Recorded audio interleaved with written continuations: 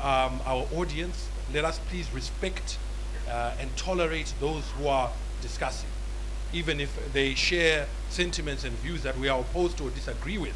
Let us respect their right to believe in those sentiments and listen to them, and then after that, when we are given an opportunity, respond to what they say. So can we not please have any heckling, any interference, any disturbance of anyone while they are speaking? We will give you an opportunity to have your say, so please let us listen to each and every panelist, each and every person who shall speak, and afford them the attention that they deserve. This is not a secret meeting, so please feel free to tweet about it, to share what is happening on Facebook and other social media, and even to gossip about it. And again, let's not have any hate speech, any insults. May this debate be a mature one, one that we agree to disagree in an agreeable way. So I certainly hope that those ground rules will be observed. And finally, let us keep our points to the point, concise, straight to the point. I am the moderator as well as timekeeper, and I will stop you even if you are mid-sentence. That goes to the panelists up here, as well as the people who will be asking questions. So if you have any questions, because we shall interact a bit later, keep them short and sweet and to the point. Speakers, I'll give you strict times in which you must adhere to. If you don't, I will be forced to stop you even if you are mid-sentence. So please make the most of your time. The format of this discussion will begin by giving each panelist 4 minutes, strictly 4 minutes, to speak on how they interpret or understand this topic. These are representatives and panelists from the political parties. We then have an analyst who does not represent any political party, who are then asked to give an overview, an analysis of what he has heard and the situation that is on the ground in Zimbabwe at the moment. At this point, let me now call upon our panelists, who are already, some of them up here, to please come forward and take their positions so we can get started. We are still waiting on a few, but unfortunately we cannot keep those of you who have kept time. We cannot keep you waiting. So those who are not here will find us having already started and proceeded with the program, and unfortunately they will miss out on the opportunity. So the panelists representing the different political parties as well as our analysts, if I could please ask you to come up forward so I can introduce you to our audience today. Dr. Ibo Mandaza, he is our analyst tonight. He's not affiliated or aligned to any political party.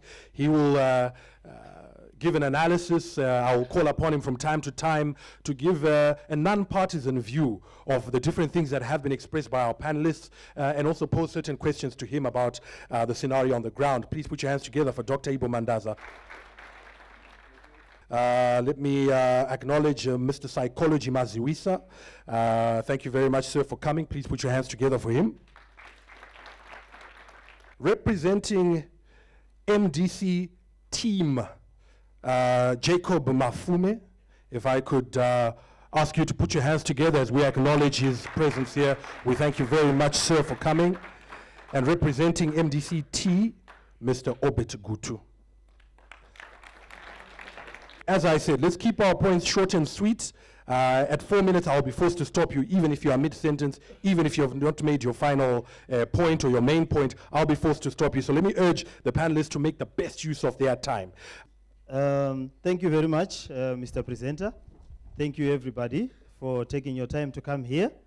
I normally don't like to speak first. It's very difficult, because when you are then insulted later, you cannot respond. But let me deal with the arguments that I suspect my colleagues will raise in terms of internal democracy. My understanding of internal democracy is simply this, and that. You cannot have a democratic state if you don't have democratic parties. Vice versa, you cannot be a democrat in government when you are a dictator in your party. It is an oxymoron. It cannot happen. It is ironic. So I do believe that we have a situation where we have started our reforms at the wrong place. Where we should start our reforms is in political parties. They must be democratic. In other states, they have decided that even primary elections in political parties are a matter of concern for the state. Independent electoral bodies deal with those primary elections. They deal with intra-party elections, because as you know, political parties receive funds from the state. Therefore, a political party is not a private arena. Sometimes people start describing political parties as a personal and private property. So you will hear examples like, don't wash your dirty linen in public, you can't insult your father, keep your arguments in the home, etc. Very familiar and private descriptions of a political party. The president of the party becomes somehow a father of everyone in the party. The president of the party someone becomes the husband of every woman in the party.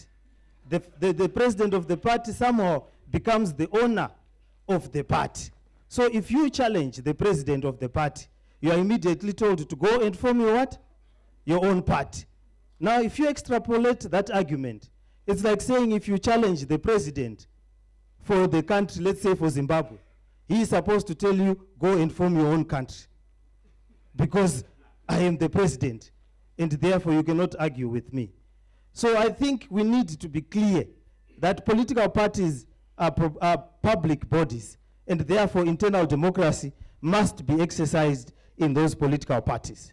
For instance, if you look at what is happening in my political party, which I belong to, it's a very simple case of succession gone wrong. People have decided, look, this country, we have become a one-party state with a ceremonial opposition. We have an opposition that is there in name to make the ruling party look good. The opposition cannot stop anything. It cannot initiate a law. We couldn't even choose our own mayors.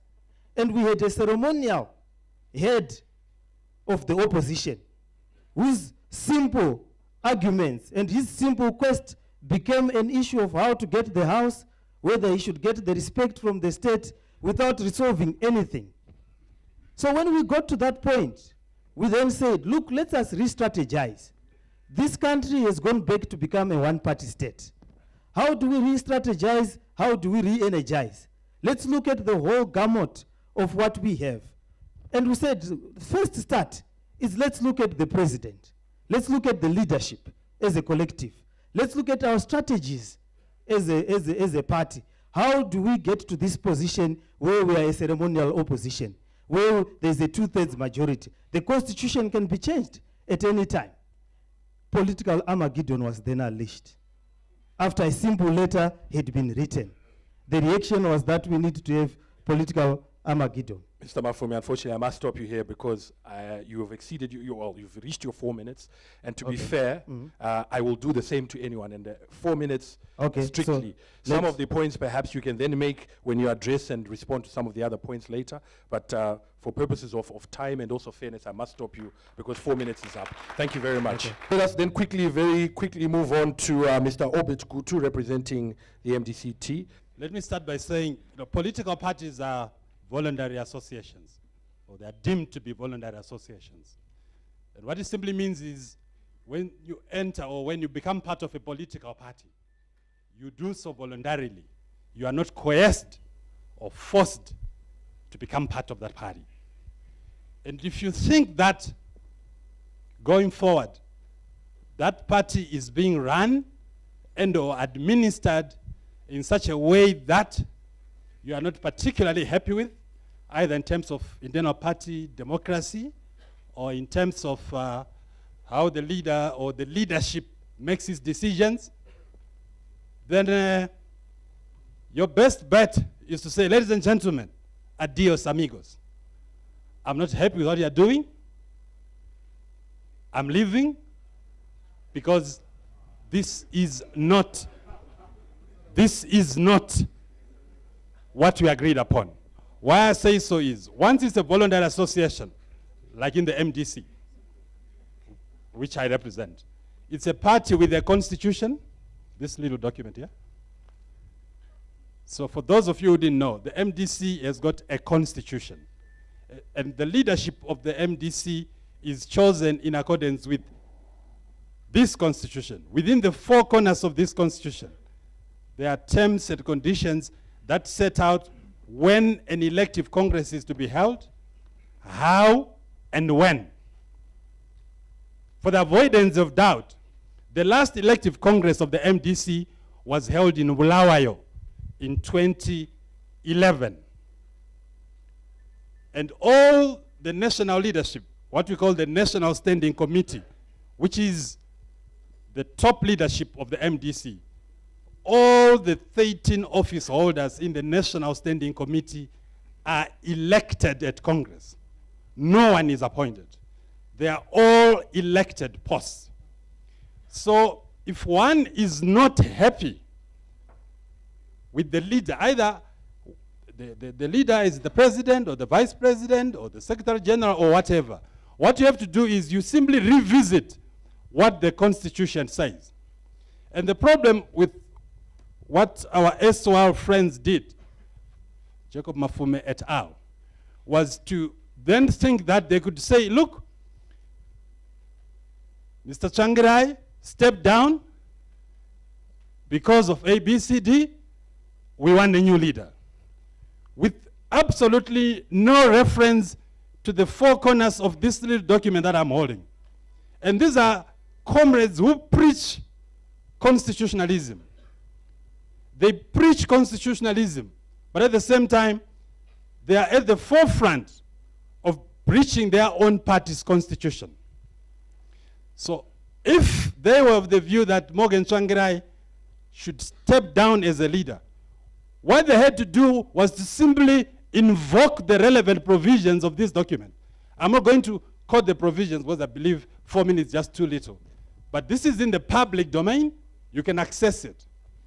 All of you can access it. It's not a secret document. It's within the public domain.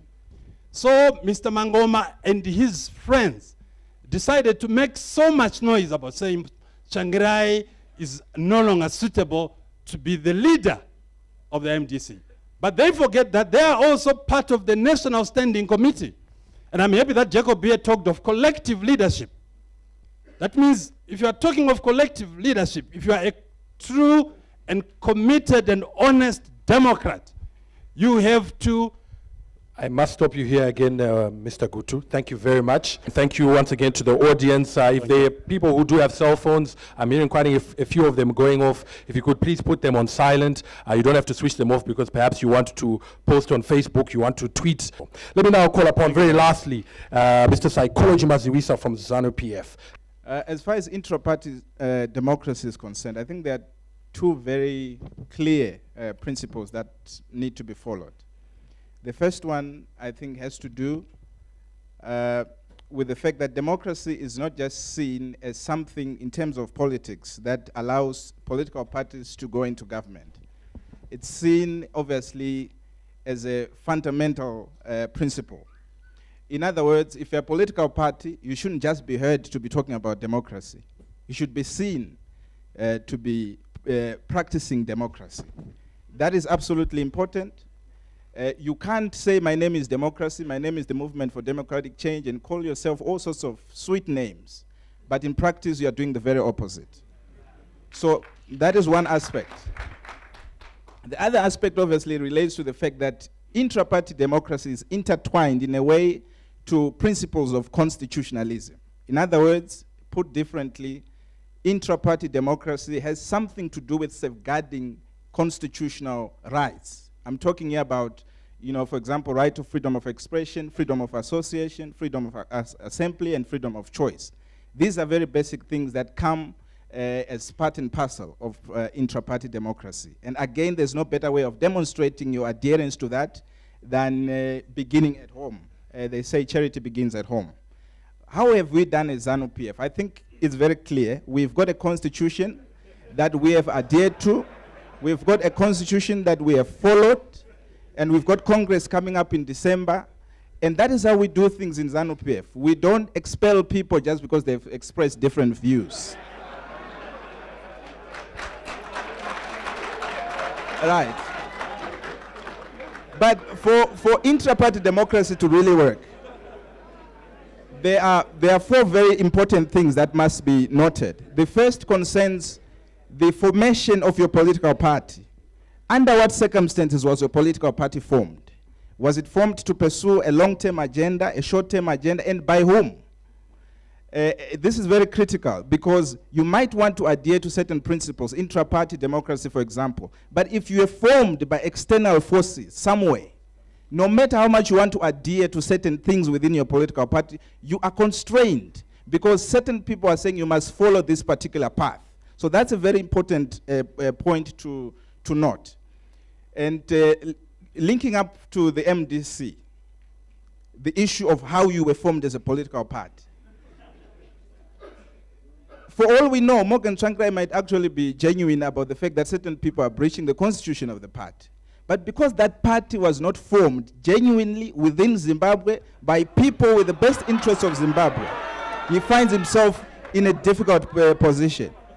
And let me give you one very clear example. One very clear example. When Tendai Biti launched what I think was a very legal coup against Morgan Tsvangirai, within minutes of that coup happening, within minutes of that thing taking place, the news was on the BBC, it was on SABC News, Al Jazeera. Very strange enough, because Morgan Tsvangirai, for example, during the Independence Day celebrations, he issued his annual statement, and that was only, guess what, published by Lance Gumazne and the radio. So it's very important to understand the formation of your political party. You can talk of intra-party democracy, but if your foundation is not solid, you're not going anywhere. The other issue obviously concerns values. What are your values as a political party? Do you have values that are people-oriented, values that advance the national interest? If not, again, you are not going anywhere. The third issue concerns leadership. Mr. Mazurisa, unfortunately, again, I must stop you here. I'm not sure if Dr. Mandaza, you want to go up there or you want to speak from there. Dr. Mandaza, I will ask you to give your analysis of the situation that obtains at the moment, and perhaps also touch on some of the things that have been raised by our speakers. Because you are giving an analysis and overview, I will allow you a bit more time, so I will give you about 7 minutes in which to do that before we go into a question and answer. Firstly, I want to acknowledge that this tragic situation in our country, the implosion of the MDC, is evidence in the turnout here. I've been in this room many times. I've never seen such a big crowd. And I hope that that the MDC as a whole recognizes that there is a concern in the nation, and that the ZANU-PF takes note of this, because it's not an issue to celebrate about. Now I'll elaborate. First of all, as I say, it's a tragedy. We cannot afford to lose an important opposition movement in this country. Our democracy has grown over the last 20 years because of this kind of interaction that we're having. And the MDC, with Morgan Tsvangirai as a symbol, have been very important factors in our society. Let's begin by that. And therefore, we hope that MDC can resolve its problems sooner than later. That's the first. The second is that the role of the opposition in any country is twofold. One is oversight, to hold the ruling party and the government of the day to account. But another unstated one is the extent to which the opposition also is a channel through which to mobilize and contain discontent. And that's why I say to my young brother on my right, not ideologically, on my right physically, that ZANU-PF should not celebrate. When you have an opposition movement imploding, the real danger is that you'll have unguided discontent. And the potential for unrest is real. Secondly, having said what I've said, it's not surprising that this has happened. The history of splits in the Zimbabwean nationalist movement is legion. It's interesting, as someone was pointing out to me, that its secretary generals have led splits over the years. Mugabe from ZAPU, who else? Tsvangirai, Welshman, Tendai, Tekere, my old man. So beware. Huh? those of you in the mainstream MDC, Secretary Generals tend to have a lot of traction in these splits. It's not surprising because our parties, regrettably, and I use the word advisedly, we don't have political parties, we have movements. Okay? The parties, our society is modeled on the European model of parties, Labour Party, but we don't have parties. You are quibbling now the last 3-4 days about the Constitution and so on. You don't have parties, we have movements. These are actually election platforms. And unless you're in power, you implode. You become fractious. The fact that ZANU-PF appears intact is because they're in power. They have the resources from the state. The cars they drive are from the state. Tsvangirai, regrettably, since he ceased to be Prime Minister, he has nothing. And you are quibbling about resources, you have nothing. Yeah. So basically, unless you're in power, you implode. So how do we resolve that? I think we need to develop political parties.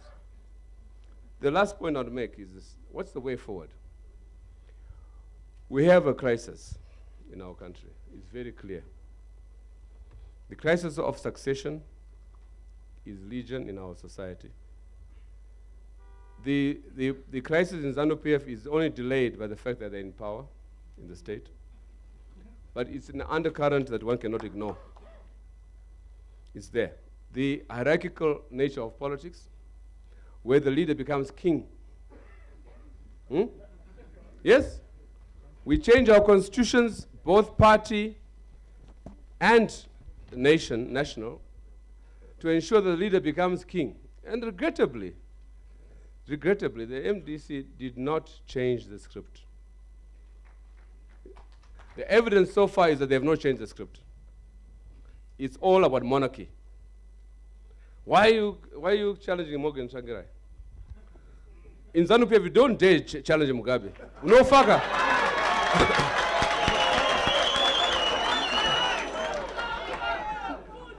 The way forward is to challenge this hierarchical type of politics, monarchical politics, and get into the 21st century. And the solution is you under 50s. Change us, please. The Porter. Thank you. Thank you. Thank you. The second segment of our discussion now is where we're going to have a few directed questions to our panelists and our speakers, including the analysts as well. We'll ask them questions, give them specific times in which to respond, and then also turn over the discussion to you as the audience. There are a number of things that have come up. Why is it that political parties, within our constitution, we say 2 terms only, but within the parties themselves, we are not observing this? Yeah. It's a good point you have raised, but I think going to what Professor Mandaza says, it's really a question of we are still learning. I think African politics, of course, I believe you cannot compare it to like Eurocentric politics. I think we still have a lot to learn. And I like the point that Ibo raised about saying, although we say we have political parties, but all intents and purposes, they are not like fully fledged political parties in the sense like you'd have the Labour Party or the Lib Dems in Great Britain, for instance. Look, we are only 15 years old as MDC, but the good thing about the MDC is that at least we have a constitution that is in black and white. And one thing I like about the constitution is that it was not written by anyone else but by the Secretary General, or rather the former Secretary General himself. So it actually then also gives me pleasure to mention, to say, the moment that one crafts a constitution and one is a lawyer, one obviously is mindful of the expectations of not only the political